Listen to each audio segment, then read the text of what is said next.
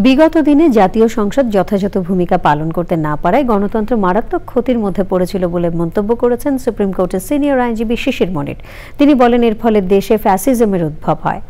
Debate for democracy আয়োজিত ছায়া সংসদ বিতর্ক প্রতিযোগিতায় প্রধান অতিথির বক্তৃতায় তিনি আশা করেন ভবিষ্যতে সব পক্ষের প্রাণবন্ত উপস্থিতির মাধ্যমে কার্যকর হয়ে উঠবে জাতীয় সংসদ। দেশকে জঙ্গি তকমা দেয়া ছিল আওয়ামী শাসকদের ক্ষমতায় টিকে থাকার প্রধান হাতিয়ার শিরোনামে বিতর্ক প্রতিযোগিতায় জয়ী হয় সরকারি দল ঢাকা কলেজ। বিরোধী দল হিসেবে ছিল প্রাইম ইউনিভার্সিটি। পরে অংশগ্রহণকারীদের পুরস্কার তুলে দেন শিশির মনির। ছায়া সংসদে সভাপতিত্ব করেন debate for democracy chairman Hasan Ahmed Chowdhury কিরণ।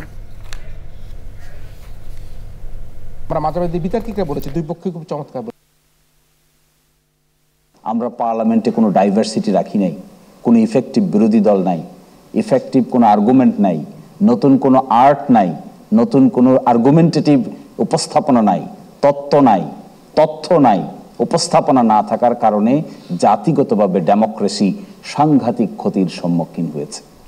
এই ডেমোক্রেসিকে ডেস্ট্রয় করে যা হয়েছে তার ফল হিসেবে ফেসিজম ডেভেলপ করেছে।